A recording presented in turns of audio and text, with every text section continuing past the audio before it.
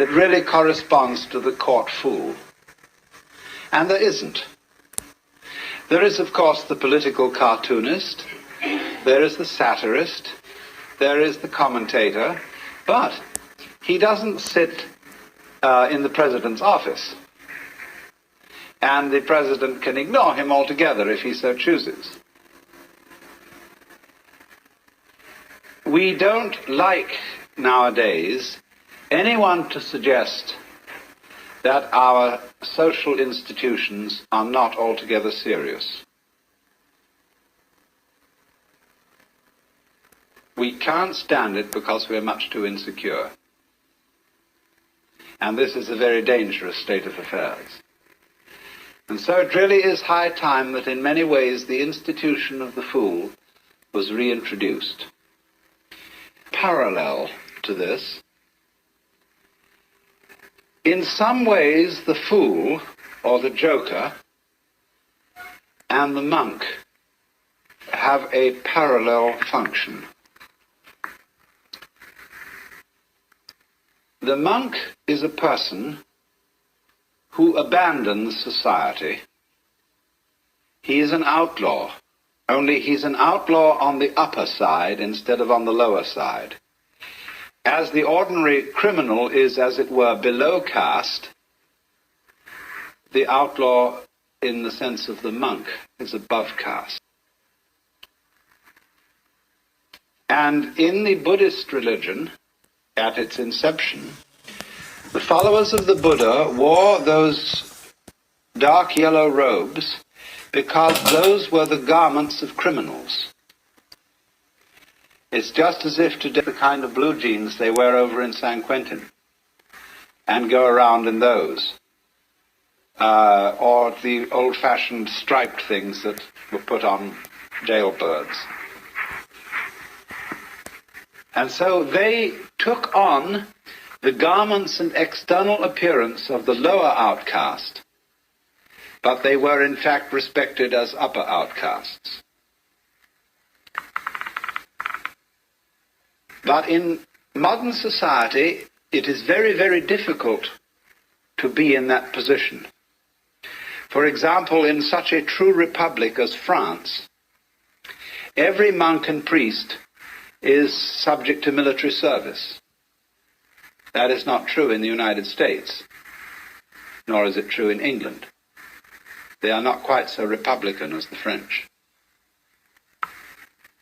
But in this kind of modern society, more and more, you must belong. As Thoreau said, wherever you may go, men will seek you out and compel you to belong to their desperate company of oddfellows.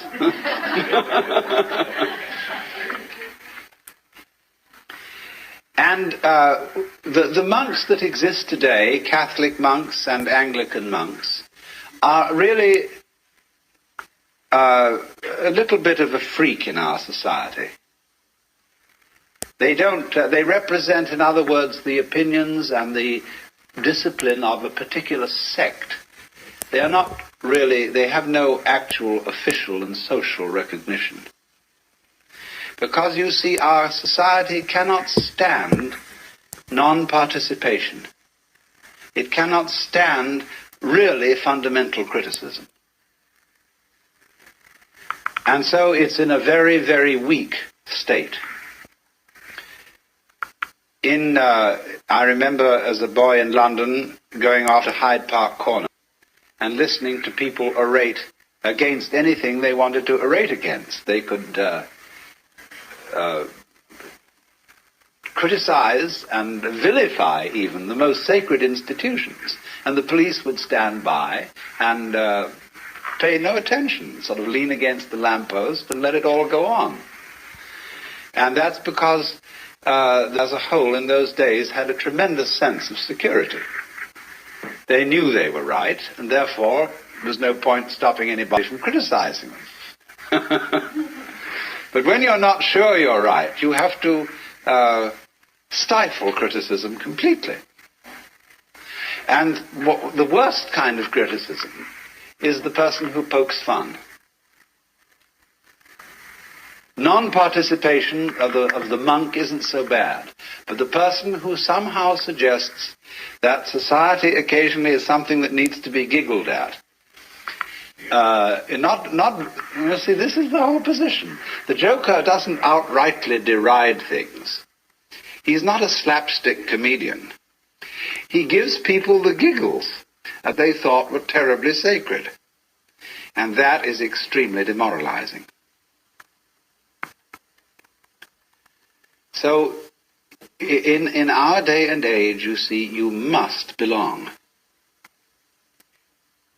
And we need to relax on this and allow for non-participation under certain conditions, and these are the ancient. That the person who does not participate in society cannot call upon society for certain things. He cannot call upon the protection of the police or of the army. He cannot call upon education for his children. He's not supposed to have any children.